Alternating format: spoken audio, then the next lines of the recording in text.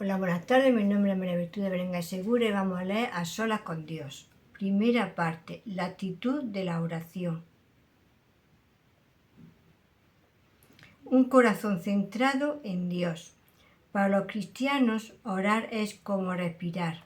Usted no tiene que pensar para respirar porque la atmósfera que nos rodea ejerce presión sobre sus pulmones y lo fuerza a respirar.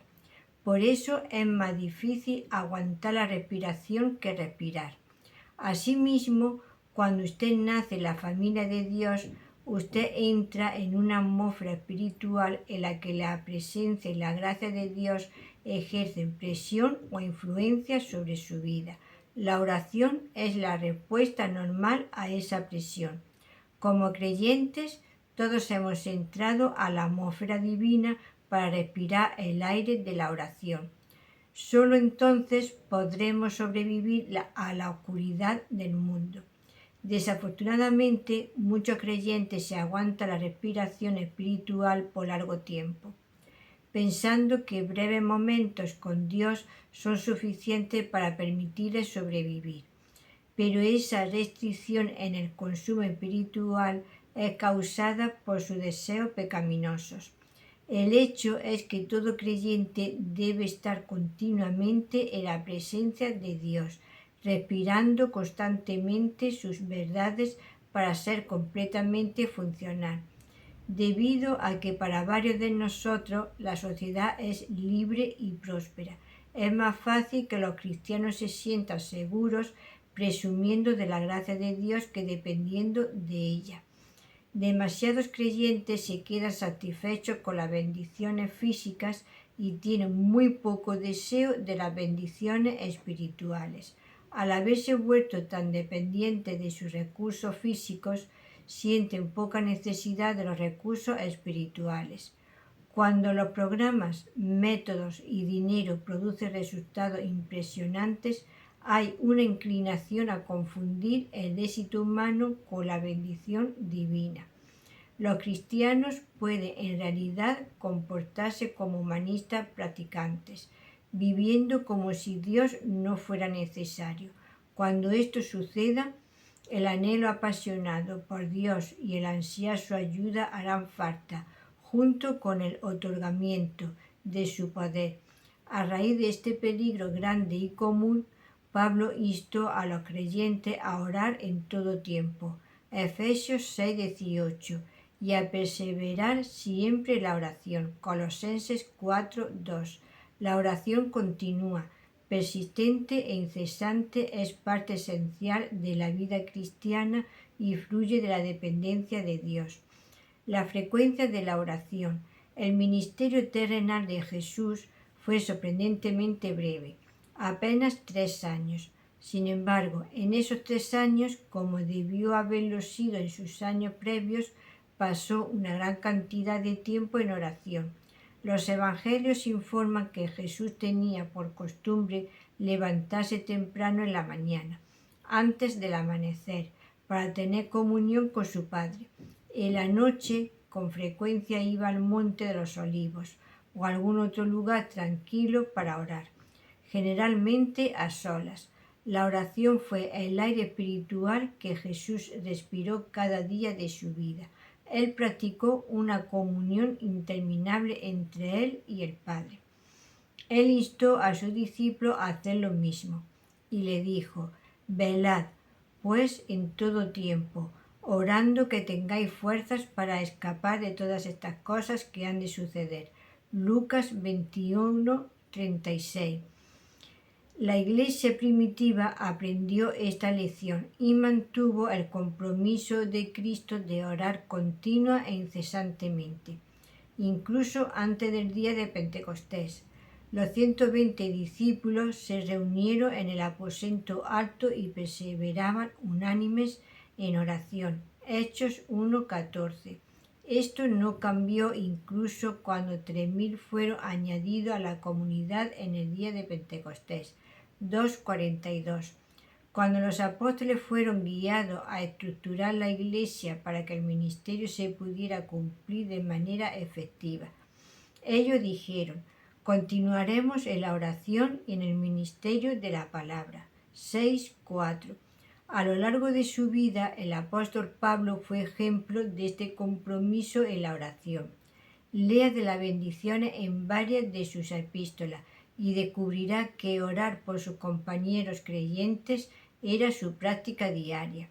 A los creyentes romanos les dijo: porque Dios me es testigo de que sin cesar me acuerdo de vosotros, siempre en mis oraciones. Romanos 1, 9, 10, 1 Corintios 1, 4, Efesios 5, 20, Filipenses 1, 4, Colosenses 1, 3, 1 Tesalonicenses 1, 2, 2 Tesalonicenses 1, 3, 11, Filemón 4. Sus oraciones por los creyentes a menudo lo mantenían ocupado, día y noche. 1 Tesalonicenses 3.10, 3.10, 2 Timoteo 1.3, puesto que oró por ellos continuamente. Pablo fue capaz de exhortar a sus lectores a orar de esa manera también. Instó a los tesalonicenses a orar sin cesar. 1 Tesalonicenses 5.17. Mandó a los filipenses a dejar de estar afanosos y en cambio presentar vuestras peticiones delante de Dios en toda oración y ruego, con acción de gracia. Filipenses 4:6. Animó a los colosenses a perseverar siempre en la oración, vigilando en ella en acción de gracias. Colosenses 4:2. Romanos 12:12. Y para ayudar a los efesios a armarse para combatir con las tinieblas espirituales del mundo que los rodeaba. Dijo: orando en todo tiempo en el Espíritu con toda oración y ruego, vigilando con toda perseverancia y ruego por todos los santos. Efesios 6:18. La oración incesante y constante es esencial para la vitalidad de la relación de un creyente con el Señor y su capacidad de funcionar en el mundo. Una manera de vivir. Cuando niño solía preguntarme cómo alguien podía orar sin cesar. Me imaginaba a cristianos caminando con las manos juntas, la cabeza inclinada y los ojos cerrados, chocando con todo. Aunque ciertas posturas y momentos específicos apartado para la oración tiene una relación importante con nuestra comunicación con Dios. Orar en todo tiempo. Obviamente no significa que tengamos que orar de maneras formales o notorias cada minuto que estemos despiertos. Y no quiere decir que tengamos que dedicarnos a recitar patrones y formas ritualistas de oración. Orar sin cesar básicamente se refiere a la oración que vuelve a suceder, no hablar ni parar. Por lo tanto, debe ser nuestra manera de vivir. Debemos tener constantemente una actitud de oración. El famoso predicador del siglo XIX, Charlie Haddon Pujol, ofrece esta imagen vívida de lo que significa orar en todo tiempo.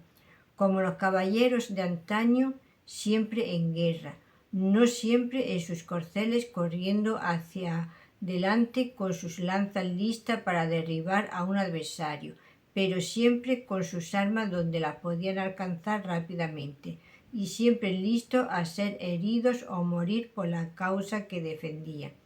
Esos guerreros rudos a menudo dormían con sus armaduras, así es que incluso cuando dormimos aún debemos tener una actitud de oración, de manera que si tal vez nos despertamos en la noche, todavía podemos estar con Dios. Nuestra alma, al haber recibido la influencia centrípeta divina que la hace buscar su centro celestial, debe estar eternamente elevándose de manera natural hacia Dios mismo. Nuestros corazones deben ser como esos faros y atalayas que estaban listos a lo largo de la costa de Inglaterra, cuando se esperaba la invasión de la Armada española en cualquier momento. No siempre con el fuego prendido, pero con la madera siempre seca y los fósforos siempre al alcance.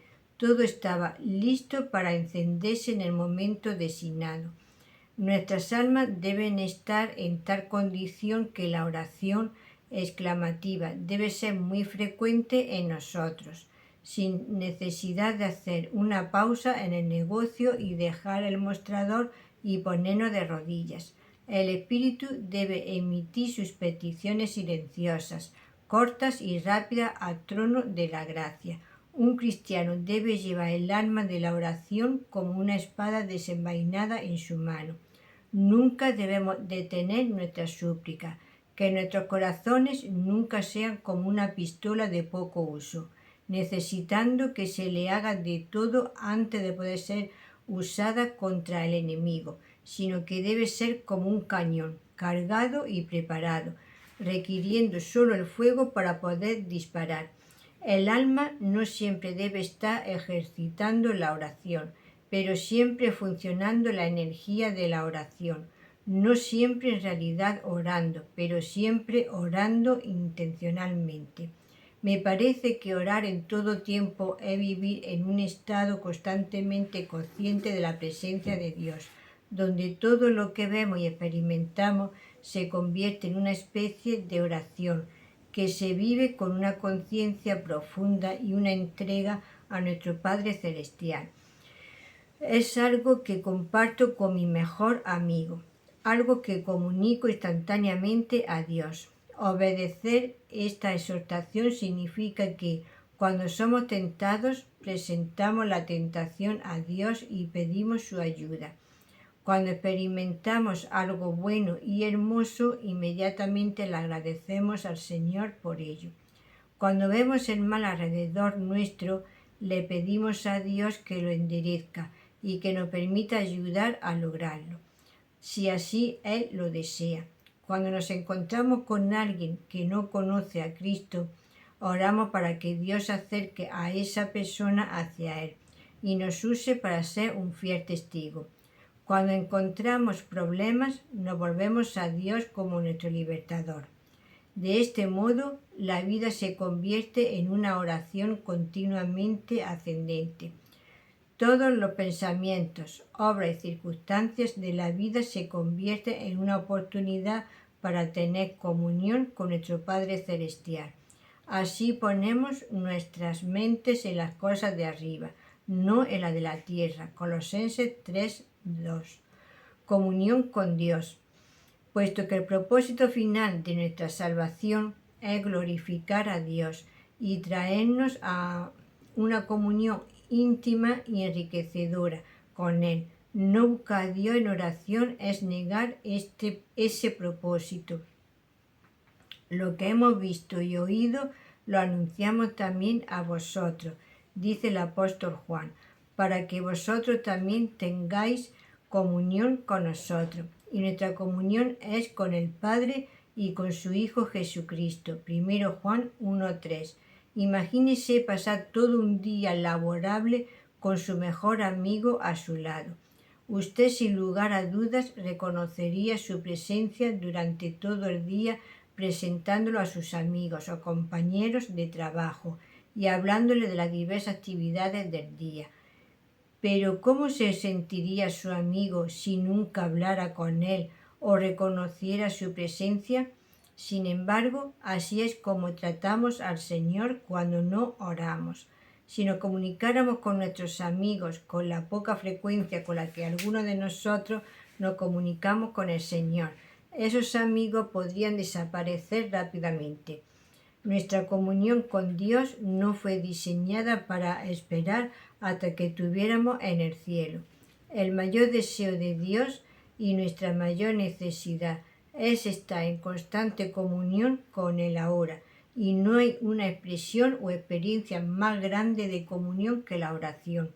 En una de sus obras clásicas sobre la oración, El propósito de la oración, el pastor del siglo XIX, Bones, nos ofrece este recordatorio de cómo debemos cultivar nuestra comunión con el Señor. La oración no es una función que carece de significado o un deber que hay que cumplirlo al final de un día ocupado o agotador.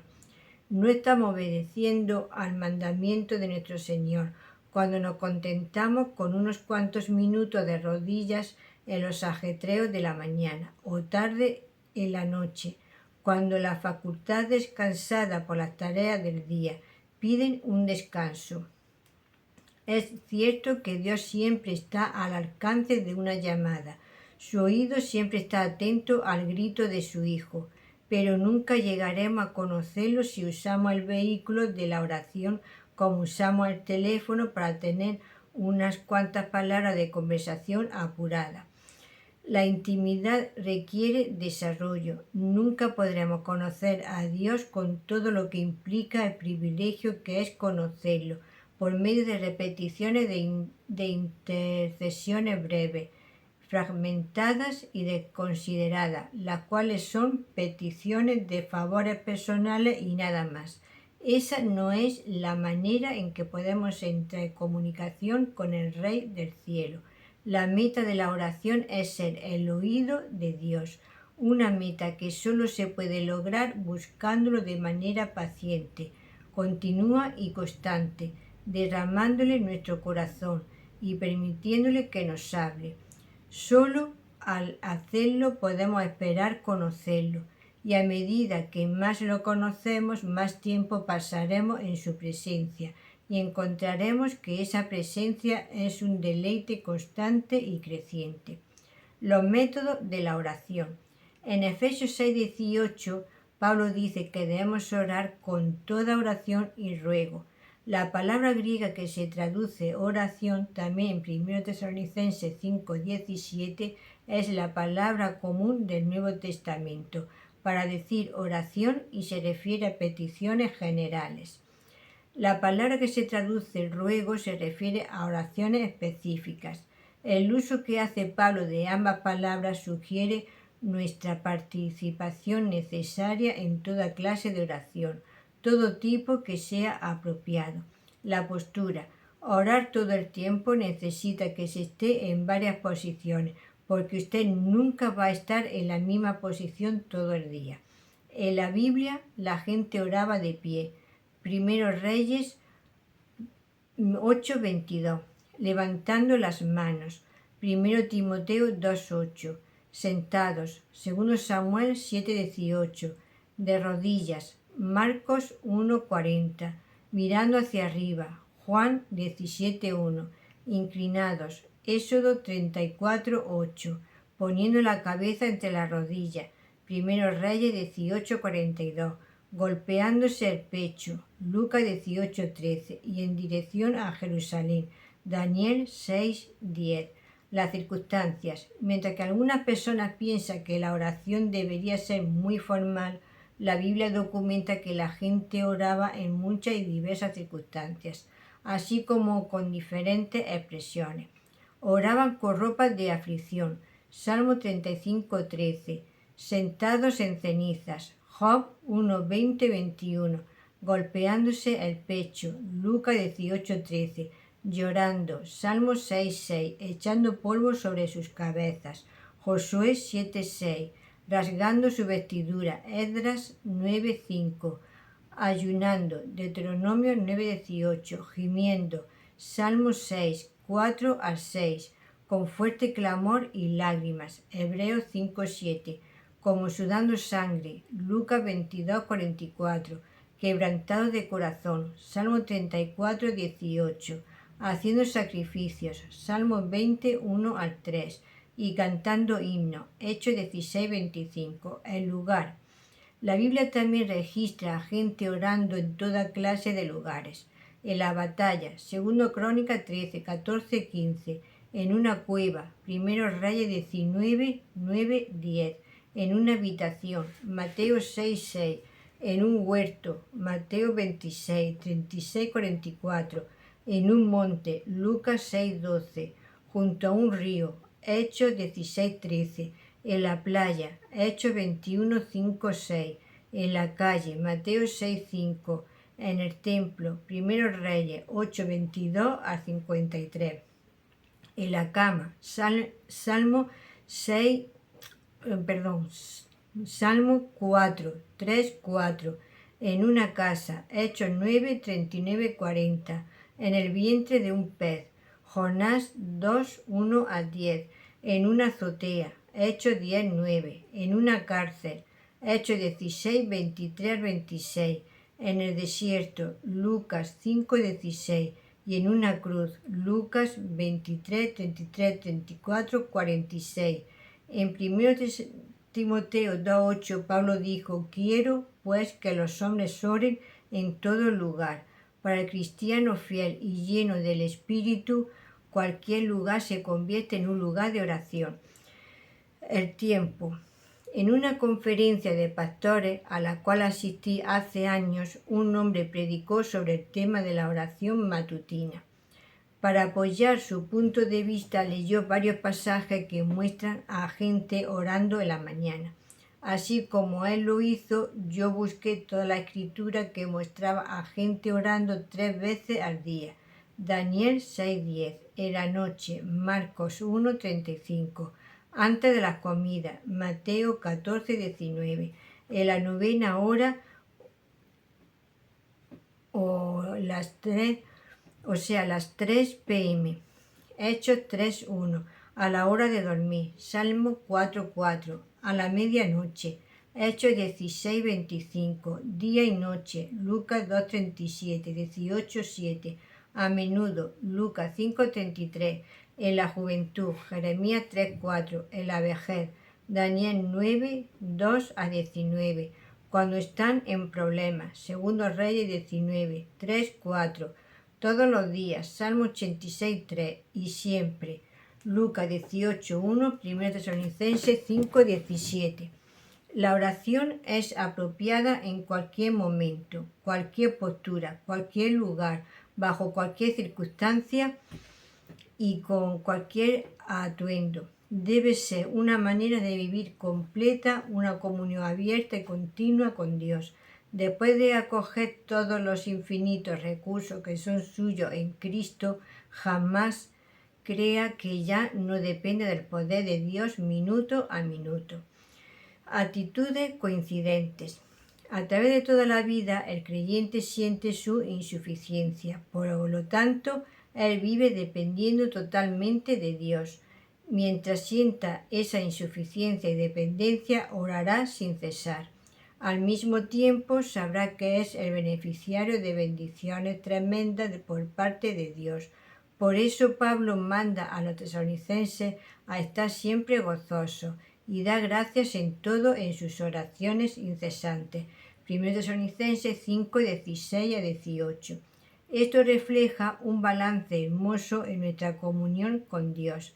Mientras ofrecemos peticiones específicas por nuestras necesidades y las de otros, al mismo tiempo podemos regocijarnos y dar gracias no solo por respuestas específicas, sino también por la bendición abundante que derrama Dios sobre nosotros día tras día.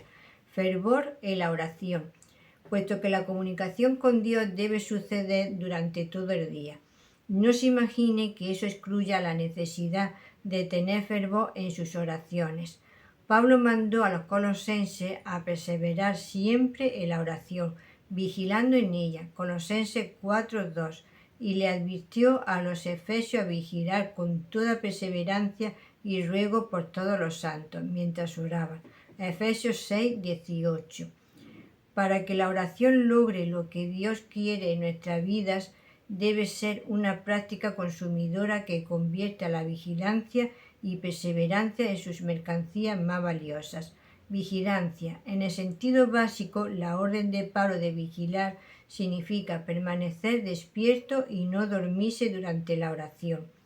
En Getsemaní, poco antes que lo traicionaran, Jesús les pidió a Pedro, Jacobo y Juan que vigilaran mientras él oraba. Mateo 26:38. Él regresó poco después y los halló durmiendo. Así es que le dijo a Pedro: ¿así que no habéis podido velar ni una sola hora conmigo? Velad y orad para que no entréis en tentación. El espíritu, a la verdad, está dispuesto, pero la carne es débil. Versículos 40-41. Es imposible orar mientras uno duerme. Usted debe estar despierto y alerta para hablar con Dios, así como lo está cuando habla con cualquier persona. No obstante, las órdenes de Pablo, tanto en Colosenses 4:2 como Efesios 6:18, abarcan más que el estar alerta físicamente. Los creyentes también deberían buscar esas cosas por las cuales debieran estar orando. Obviamente, Pedro aprendió esta profunda verdad del hecho de no permanecer despierto, ya que escribió en su primera epístola: «Sed, pues, prudentes y sobrios en la oración». 1 Pedro 4:7. Los cristianos a veces dicen oraciones vagas y generales que son difíciles que Dios conteste porque realmente no piden nada específico. Por eso es tan importante la oración específica. Aunque las peticiones generales pueden ser apropiadas en ciertas ocasiones, es por medio de la respuesta a oraciones específicas que vemos a Dios demostrar su amor y poder. Jesús prometió: «Y todo lo que pidáis en mi nombre, eso haré, para que el Padre sea glorificado en el Hijo. Si me pedís alguna cosa en mi nombre, yo la haré». Juan 14:13-14. Aquellos creyentes que buscan constantemente al Señor tienen preocupaciones específicas. Si usted no está alerta a los problemas y necesidades específicos de otros creyentes, no podrá orar por ellos específicamente y de todo corazón. Pero cuando usted lo hace, usted puede esperar la respuesta de Dios, regocijarse en ello cuando llegue y luego ofrecerle su alabanza de agradecimiento. Perseverancia. Desafortunadamente, la mayoría de creyentes nunca toma en serio la oración hasta que sucede un problema en su vida o en la de un ser querido. Entonces, tiene la inclinación de orar atenta, específica y persistentemente. Pero Pablo dice que siempre debemos orar de esa manera y vigilar con toda perseverancia. Efesios 6:18. La palabra griega que se traduce perseverancia y usada en el mandato perseverar siempre, Colosenses 4:2, viene de procartereo, una palabra compuesta formada por cartereo, estar firme o resistir, y una preposición añadida que intensifica el significado. El verbo significa ser valientemente persistente, aferrarse y no soltarse. Se usó para referirse a la resistencia fiel de Moisés cuando sacó a los hijos de Israel de Egipto. Hebreos 11:27. Perseverar en la oración es presentar todo delante de Dios con todo el corazón, valentía y constancia, especialmente las necesidades de los demás. La sensibilidad a los problemas y necesidades de los demás, incluyendo a otros creyentes que están pasando por pruebas y dificultades, nos llevará a orar por ellos de noche y de día, como Pablo lo hizo por Timoteo, 2 Timoteo 1:3. El ejemplo de nuestro Señor. Jesús mismo fue la personificación de la perseverancia en la oración. Hebreos 5:7 dice: en los días de su vida física, habiendo ofrecido ruego y súplica con fuerte clamor y lágrimas al que le podía librar de la muerte. Este versículo es un comentario de la vida de oración de nuestro Señor Jesucristo mientras estuvo en la tierra.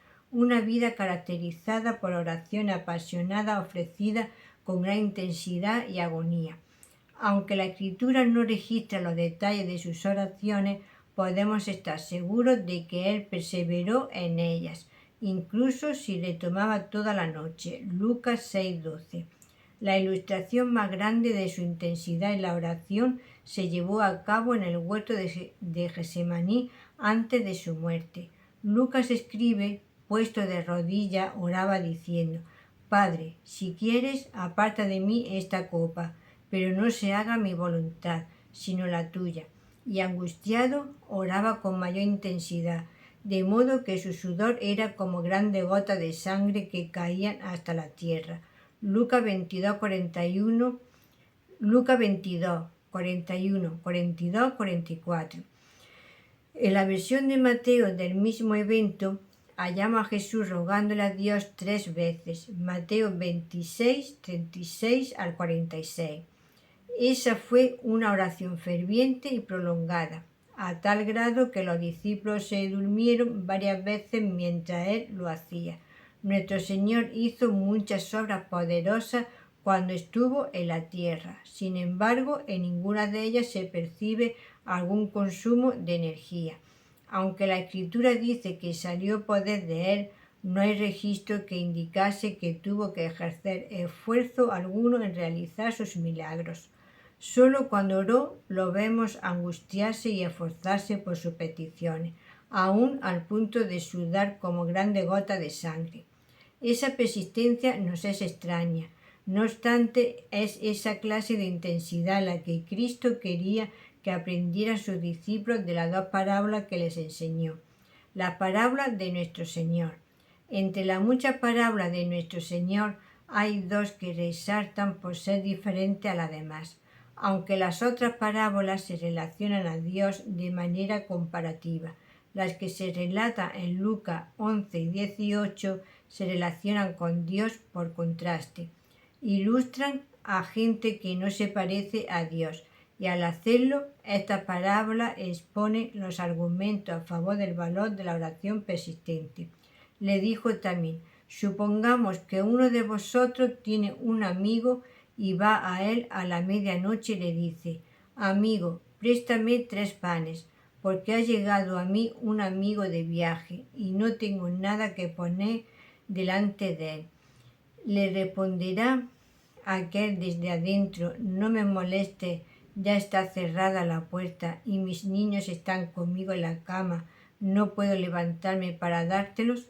Os digo que, aunque no se levante a dárselos por ser su amigo, ciertamente por la insistencia de aquel se levantará y le dará todo lo que necesite. Y yo digo: pedid y se os dará, buscad y hallaréis, llamad y se os abrirá, porque todo aquel que pide recibe, y el que busca halla, y al que llama se le abrirá. Lucas 11, 5 al 10.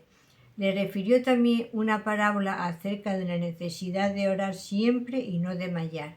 Le dijo: en cierta ciudad había un juez que ni temía a Dios ni respetaba al hombre. Había también en aquella ciudad una viuda, la cual venía a él diciendo: hazme justicia contra mi adversario.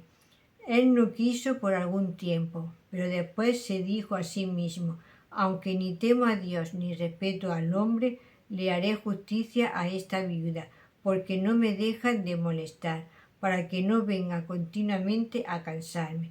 Entonces dijo el Señor: oíd lo que dice el juez injusto. ¿Y Dios no hará justicia a sus escogidos que claman a Él de día y de noche? ¿Les hará esperar? Os digo que lo defenderé pronto. Lucas 18, 1 al 8. El contraste entre Dios y el amigo reacio y el juez injusto es obvio. Si esos humanos mal dispuestos y pecadores honran la persistencia, ¿cuánto más nuestro santo y amoroso Padre Celestial? Si usted no recibe una respuesta inmediata a su petición, o si los acontecimientos no salen exactamente o con la rapidez que esperaba, la palabra del Señor para nosotros es: no se desanime, siga orando sin cesar y no se rinda. Siga llamando, siga pidiendo, siga buscando. Puyon ofrece esta enseñanza acerca de la importancia de nuestra persistencia. Si vamos a prevalecer, debemos persistir. Debemos continuar incesante y constantemente y no poner pausas a nuestra oración hasta obtener la misericordia lo más posible. Los hombres siempre deberían orar, semana tras semana, mes tras mes, año tras año. La conversión de ese hijo querido debe ser la principal súplica del Padre. Presentar en oración a ese esposo inconverso es confiar de corazón, por parte de la esposa, de noche y de día, hasta que lo logre. Ella no debe usar 10 o 20 años de oración infructuosa como motivo para dejar de orar. No debe imponerle a Dios ni tiempo ni temporada, pero mientras haya vida en ella y vida en el objeto querido de su solicitud, debe continuar rogándole al poderoso Dios de Jacob. El pastor no debe buscar una bendición para su gente ocasionalmente y luego de recibir cierta medida desistir de interceder más, sino que debe continuar con vehemencia y sin pausa, sin contener sus energías, clamando en voz alta sin detenerse hasta que las ventanas del cielo se abran y se otorgue una bendición demasiado grande para contener. Pero, hermanos, ¿cuántas veces le pedimos a Dios y no recibimos? Porque no esperamos lo suficiente en la puerta.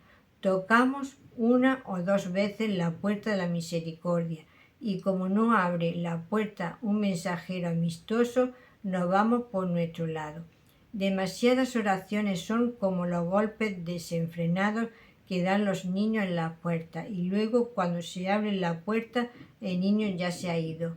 Oh, por gracia permanezca cara a cara con el ángel de Dios y nunca, nunca, nunca suelte el agarre, sintiendo que la causa que abogamos es una en la cual debemos tener éxito puesto, que alma depende de ello, la gloria de Dios está conectada a ello, la condición de nuestro prójimo está en peligro.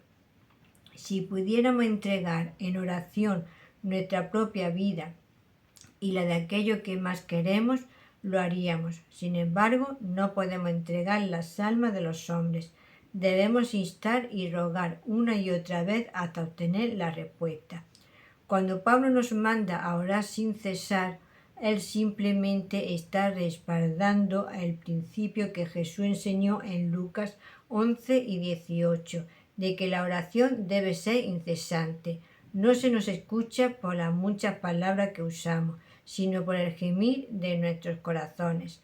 El hombre que fue donde su amigo para pedirle pan no recitó una petición preestablecida. Él rogó por lo que necesitaba. Lo mismo es cierto acerca de la viuda. Ella clamó por protección al que tenía el poder para contestar su pedido. La oración persistente y continua que sale de lo más profundo de su ser es lo que mueve el corazón de nuestro compasivo y amoroso Dios. Poder, el pensamiento más importante y penetrante que Pablo nos da acerca de la oración es que debe ser en el Espíritu. Efesios 6, 18, Judas 20. Esta calificación no tiene nada que ver con hablar en lengua, ni con ninguna otra actividad de éxtasis o sobrenatural. Orar en el Espíritu es orar en el nombre de Cristo, esto es, orar de acuerdo a su naturaleza y voluntad. Orar en el Espíritu es orar en completo acuerdo con el Espíritu, quien nos ayuda en nuestras debilidades, porque como debiéramos orar no lo sabemos, pero el Espíritu mismo intercede con gemidos indecibles, palabras verdaderas que no son pronunciadas, no expresiones pronunciadas que no son palabras. Y el que escudriña los corazones sabe cuál es el intento del Espíritu, porque Él intercede por los santos, conforme a la voluntad de Dios. Romanos 6, 26-27. Zacarías 12:10 llama al Espíritu Santo el Espíritu de gracia y súplica, así como debemos orar continuamente. Sepa que el Espíritu Santo ora continuamente por nosotros. Cuando oramos en el Espíritu, alineamos nuestra mente y deseo con su mente y deseos, los cuales concuerdan con la voluntad del Padre y del Hijo. ¿Cómo hacemos que nuestras oraciones estén de acuerdo con el Espíritu? Caminando en la llenura del Espíritu, a medida que su vida se llene con el Espíritu. Efesios 5:18, y camine en obediencia a Él. Él gobernará sus pensamientos para que sus oraciones estén en armonía con la de Él. A medida que se somete al Espíritu Santo, obedece su palabra y depende de su guía y fortaleza. Usted será atraído a tener una comunión cercana y profunda con el Padre y el Hijo. Nuestra vida debe reflejar un compromiso continuo al ejercicio constante de la oración. Todo lo que aprendemos de Dios debe conducirnos a su presencia. Haga que eso sea su meta a medida que le presenta cada aspecto de su vida en oración. Si te ha gustado, le puedes dar a la campanita y un like, así recibirás notificaciones. Y también puedes dejar un comentario en el número de teléfono 624 59 3636.